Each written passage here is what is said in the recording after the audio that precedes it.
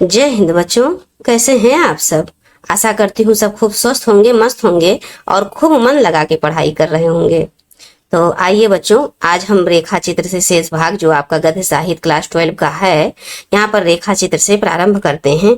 देख लीजिए एक नजर पिछली कक्षाओं में हमने क्या क्या पढ़ लिया है। देखिए यहाँ से बहुत सारी चीजें आप इसके जो पिछले लेक्चर हैं, जो बच्चे नए जुड़े हुए हैं, वो पिछले लेक्चर को हमने एक प्लेलिस्ट बनाया है बच्चों, और उसका लिंक हम इस वीडियो में दे देंगे। तो आप सारी चीजें शुरू से आखिरी तक अच्छे से सुन लीजिएगा, शुरू से जो आज तक की क्लासेज हैं समझ लीजिएगा अच्छे से, जिससे इससे संबंधित क्वेश्चन है बच्चों अच्छे से आप कर पाए। और ये इसमें 6 से 7 क्वेश्चन आएंगे, तो इसको थोड़ा जिम्मेदारी के साथ पढ़िए बच्चों, चूंकि आप बड़े हो रहे हैं, मेच्योर हो रहे हैं, समझदार हो रहे हैं। चीजें आप पहले समझिए। पहले किसी चीज को आप तो अच्छे से समझ पा रहे हैं कि जब हम किसी चीज को थ्योरिटिकल अच्छे से समझ लेते हैं, विस्तार से जान लेते हैं, तो उसमें जो चीजें और घटनाएं होती हैं तो याद करने में थोड़ा आसानी होता है। तो आइए बच्चों, हम इसी शब्दों के साथ अब ये क्लास प्रारंभ करते हैं। आइए रेखा चित्र देखिए। रेखा चित्र क्या है आप इससे पहले से भी अवगत होंगे, क्योंकि ये क्लास 9 से ही प्रारंभ होता है आपका गद्य और पद्य जो भी है, डिवीजन जो होता है गद्य या पद्य का, ये क्लास 9 से होता है। अब चूंकि आप आज इस समय 12 क्लास में हैं, तो आप ये चीज से पहले से अवगत होंगे, या आपने अगर नहीं पढ़ा है तो अब डिटेल आप पढ़ते जाइए बच्चों कि क्या चीज है रेखा चित्र, क्या चीज है रिपोर्टाज, क्या होता है उपन्यास, कितने मतलब उसकी डिटेल चीजें आप इस वीडियो में, और जो पिछला वीडियो हम पढ़ा चुके हैं, ये आई थिंक आपका ये पार्ट नंबर 6 होगा, तो इसके पिछले वीडियो में आप सारी चीजें अच्छे से समझ लीजिए। जितने हमारे नए बच्चे जुड़ रहे हैं उन लोगों को के लिए ये जो प्लेलिस्ट होगा, इसका लिंक हम इस वीडियो में भेजेंगे बच्चों, आप देख लीजिएगा सारी चीजें और क्लियर कर लीजिएगा। तो अब आइए हम समझते हैं बच्चों, रेखा चित्र जो होता है ये क्या कहते हैं, एक किसी व्यक्ति या व्यक्ति विशेष हो गया, या कोई वस्तु विशेष, स्थान विशेष कोई हो गया, या किसी की भावनाएं जो विशेष रूप से हैं उसके मर्म स्पर्श या भाव रूप का जो सजीव अंकन होता है, सजीव चित्रण होता है, उसे रेखा चित्र कहते हैं। देखिए बच्चों, यहाँ पर लिखा भी है कि ये किसी व्यक्ति, वस्तु, घटना या भाव का कम से कम शब्दों में, यहाँ पर ये इंपॉर्टेंट ज्यादा जरूरी है बच्चों जानना कि रेखा चित्र मेन किसे कहते हैं, तो यही एक चीज। और बाकी तो हर चीज में आपको व्यक्ति, वस्तु की घटनाओं या भावों या संवेदना का क्या कहते हैं सजीव अंकन करना है, लेकिन जो आपका रेखा चित्र होता है बच्चों, इसमें कम से कम, जैसे आपका एकांकी हो गया तो उसमें सारे नाटक को एक ही अंक में समाप्त करना होता है, इस प्रकार से है। तो ये आपका रेखा चित्र जो है बच्चों, ये कम से कम शब्दों में मर्मस्पर्शी, जो अपने भाव को, मन को छू ले, हृदय को छू देने वाली शब्दों में और भावों में भावपूर्ण एवं सजीव अंकन किया जाता है, जिससे सजीवता आ जाए, पढ़ने वाले का, पाठक का पूरा मन उसमें लग जाए। फिर आगे कह रहे हैं बच्चों, ये दूसरा पॉइंट है कि संस्मरण अभिधा मूलक होता है। संस्मरण कैसा होता है बच्चों, तो अभिधा मूलक होता है। और उसके बाद जबकि ये रेखा चित्र जो होता है बच्चों, ये सांकेतिक और व्यंजक होता है। और दूसरा पॉइंट है बच्चों, ये स्वतंत्र रूप से रेखा चित्र नाम से इसका श्री गणेश करने का श्रेय श्री राम शर्मा को जाता है। किसको जाता है? श्री राम शर्मा को जाता है। श्री राम शर्मा ने रेखा चित्र का श्री गणेश किया। इस प्रकार से आप याद कर सकते हैं। आ सकता है क्वेश्चन ना कि रेखा चित्र की शुरुआत किसने की, तो आप क्या बताएंगे? श्री राम जी ने शुरुआत की, बस श्री राम शर्मा। और देखिए बच्चों, इनके मुख्य जो लेखक हैं, ये 2 लेखक को आप याद कर लीजिएगा, इंपॉर्टेंट में समझिए, आप क्लास 12 में हैं। चीजें आपको डीपली क्वेश्चन भी पूछ सकते हैं आपसे, क्योंकि ऑप्शनल रहेगा। तो चूंकि जब ऑप्शनल मतलब ये होता है बच्चों, जैसे क्या कहते हैं, वो दे दिए 4 वो दे देंगे, क्या कहते हैं, आ बा सा करके, इससे का खा गा करके 4 ऑप्शन दे देंगे आपको, और उसमें से एक चुनना रहता है। तो इसमें क्या होता है, चीजें आसान हो जाती हैं थोड़ा। तो जब चीजें आसान हो जाती हैं तो एग्जामिनर क्या करते हैं, थोड़ा सा डीपली क्वेश्चन पूछ लेते हैं। सन से रिलेटिव पूछ लिए, या कह दिए कौन सी विधा है, अब दे दिए कि लाल तारा, पूछ लिए कौन सी विधा है, किसका है ये नहीं पूछे कि कौन सी विधा है। तो आप जब पढ़े रहेंगे, समझे रहेंगे, तब न जान बताएंगे कि ये रेखा चित्र। और ऐसे एक ही नंबर का 1 मिनट का सवाल रहेगा, मात्र 1 मिनट का ऐसे टिक लगाना रहेगा या ऐसे उतारना रहेगा वही चीज। तो बच्चों मात्र 1 मिनट, लेकिन वो आपको समय कब बचेगा, जब आप चीजें याद किए रहेंगे। तो वहां पर जाएंगे, जैसे देंगे कि तुरंत आप कहेंगे ये तो यही हमने पढ़ा था, तुरंत उसको लिख के अगले क्वेश्चन पे बढ़ जाएंगे। इससे आपका समय की बचत होगा और हर चीजें, सारी चीजें सही सही आप कर पाएंगे। तो बच्चों, मेरा यही उद्देश्य है कि आपका एक भी क्वेश्चन न छूटे, इसलिए हम बड़े ही विस्तार से हर चीज पढ़ा रहे हैं। ये कभी हमने यूट्यूब पे इसको ऐसे नहीं पाया है कि कोई इस तरह से विस्तार से पढ़ाते हुए फिर इसे रिलेटिव क्वेश्चन करवाएं।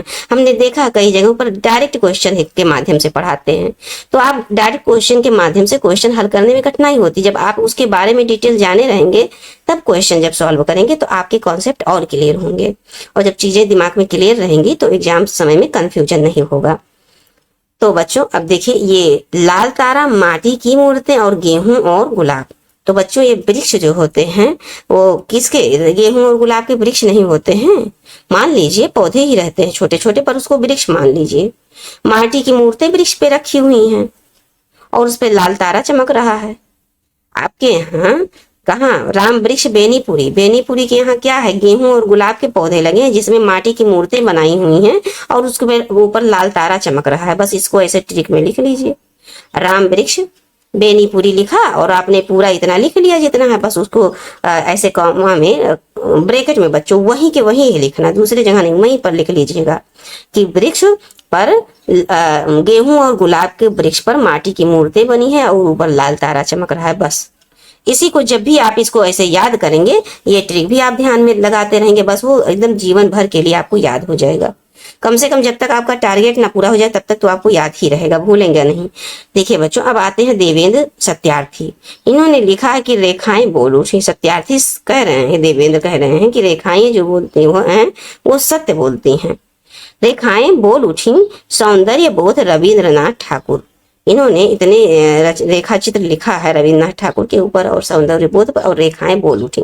देवेंद्रनाथ सत्यार्थी कहते हैं कि रविंद्रनाथ ठाकुर जो बोलते हैं वो सत्य बोलते हैं, सत्य बोलते हैं। सत्य रेखाएं बोल उठती हैं उनके मन की और वो सौंदर्य का बोध कराते हैं। ऐसे बोलिए, ये ट्रिक है बच्चों, इसको अन्यथा ना लीजिएगा। बस इसको आपका धुन होना चाहिए कि हमको किसी भी कीमत पे सब चीजें दिमाग में बिठाना है, और आप कितनी चीजें रटेंगे। तो देखिए, देवेंद्र क्या कहते हैं कि जो रविन्द्रनाथ ठाकुर जो हैं वो हमेशा क्या बोलते हैं, उनकी जो रेखाएं हैं सत्य बोलती हैं। सत्य से सत्यार्थी हो गए देवेंद्रनाथ सत्यार्थी। रेखाएं बोल उठी, जैसे बोल उठी आएगा जुबान पे, तुरंत रेखाएं बोल उठी टिक आ जाएगा, क्योंकि आप उसको एक बार पढ़ के रखेंगे नहीं, बार बार आपको इसको रिविजन भी करना है। तो और उसके बाद जो सौंदर्य बोध कराते हैं, उनकी जो सत्य रेखाएं हैं, सत्य रेखाएं जो बोल उठी हैं वो सौंदर्य का बोध कराती हैं। बस हो गया। इसी तरह से आप बच्चों अगर नोट करके याद करते रहेंगे तो मेरा विश्वास नहीं, पूरी गारंटी है कि आप क्वेश्चन, एक भी क्वेश्चन गलत नहीं करके आएंगे।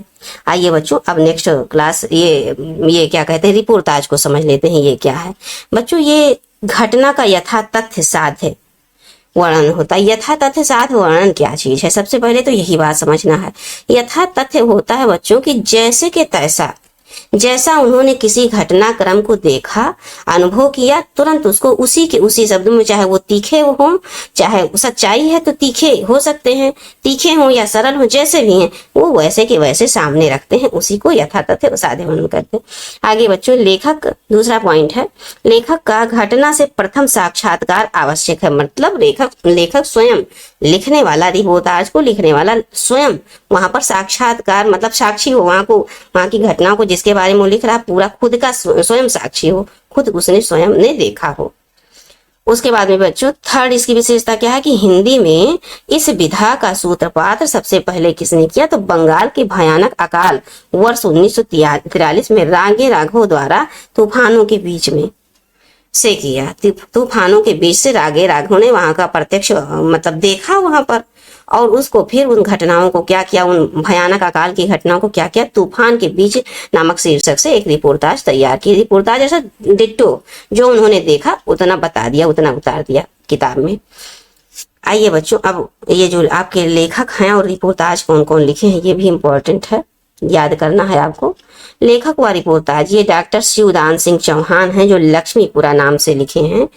शिवदान सिंह चौहान कहाँ रहते हैं, लक्ष्मीपुरा में रहते हैं। बस इसी को बार बार रटना है। शिवदान सिंह चौहान लक्ष्मीपुरा में रहते थे, शिवदान सिंह चौहान, चौहान जी लक्ष्मीपुरा में, शिवदान सिंह चौहान लक्ष्मीपुरा में, ऐसे कभी कभी शॉर्टकट वाला, कभी पूरा नाम ऐसे करके रटना है आपको।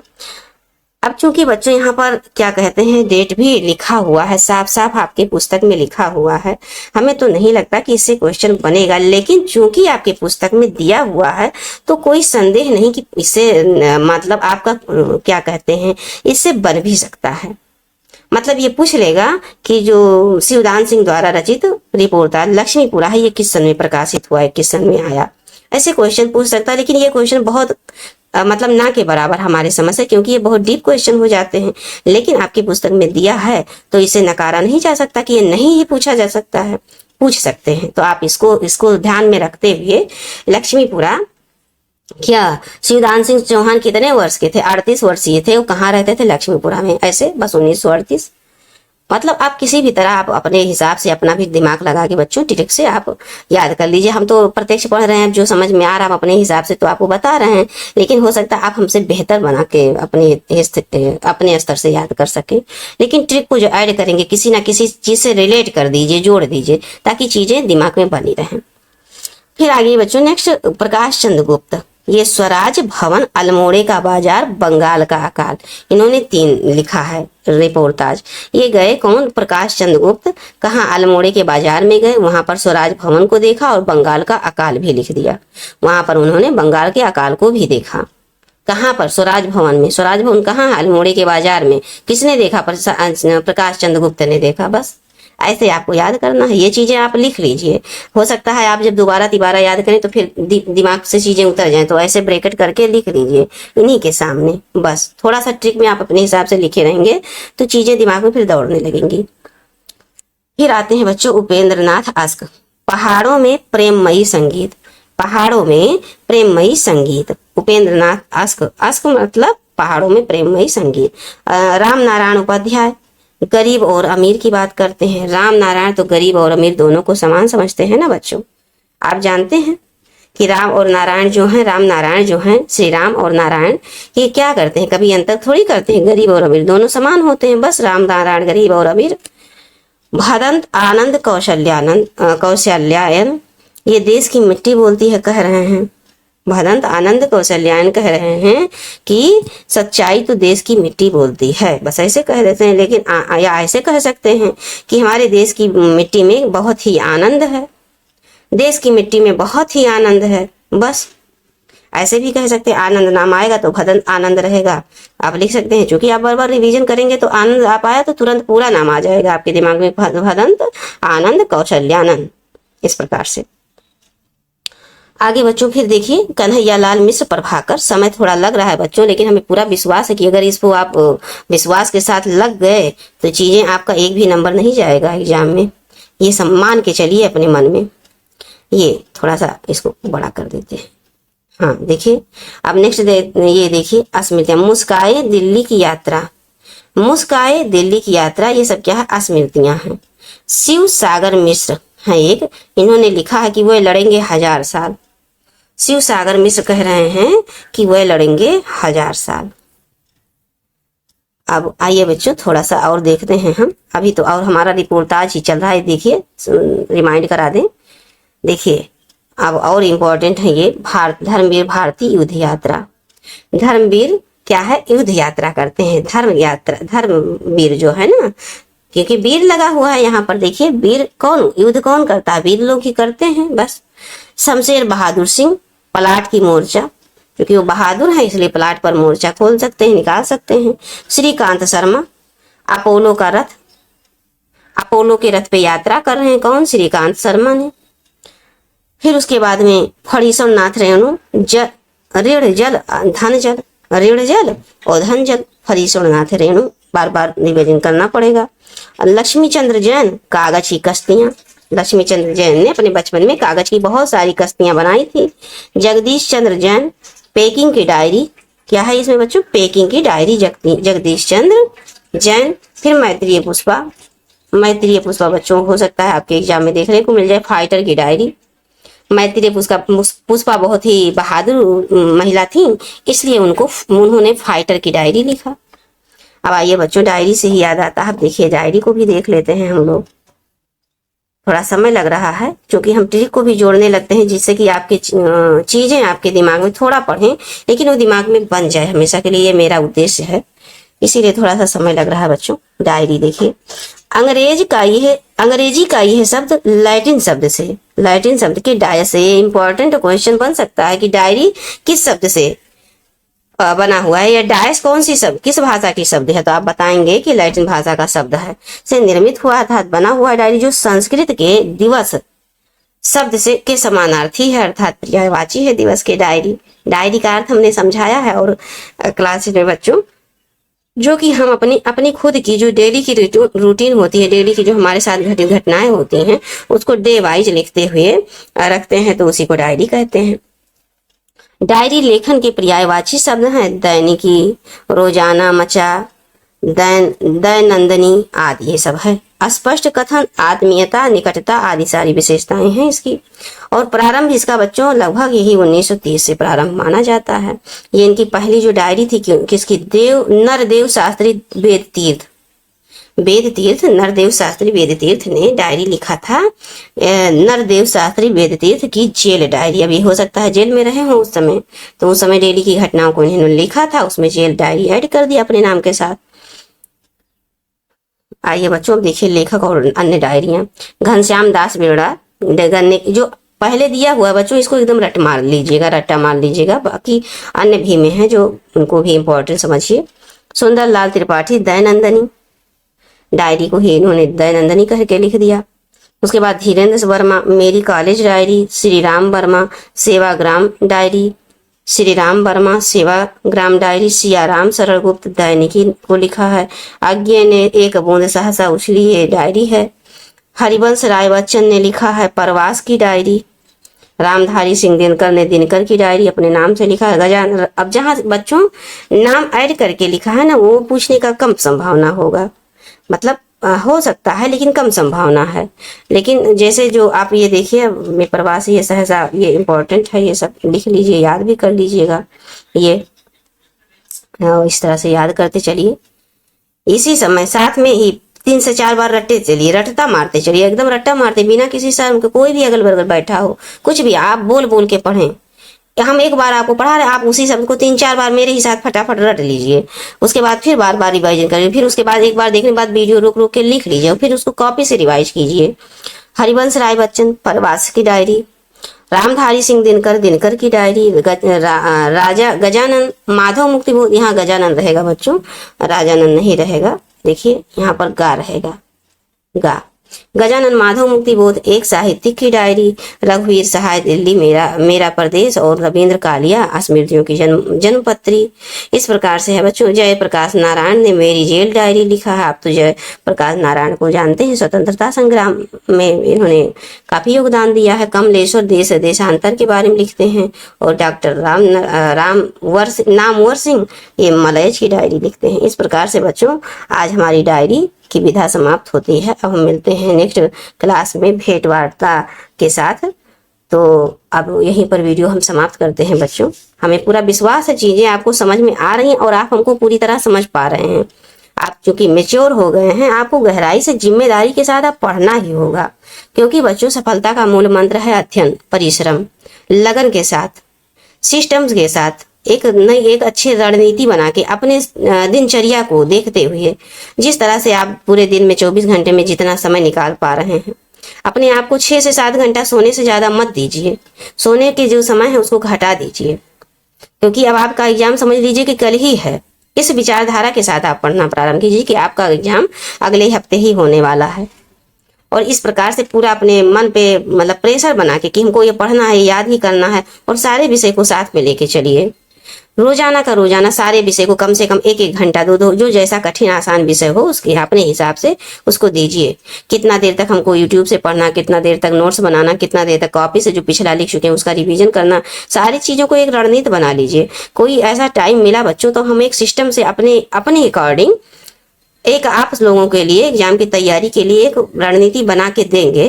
वैसे फिलहाल तो अभी हम पढ़ाई पर ही फोकस करेंगे और आपको समझाएंगे कि ऐसे ऐसे पढ़ते जाइए, और समय मिला तो हम हो सकेगा तो आपके लिए एक वीडियो भी बना के देंगे। अगर आप कमेंट कर रहे हैं, बता रहे हैं कि मैम कोई एक वीडियो बना के दीजिए जिससे हम अपने दिनचर्या को सेट करके एक सही रणनीति बना के आगे तैयारी करें और जिससे हम 90+ मार्क ले आए।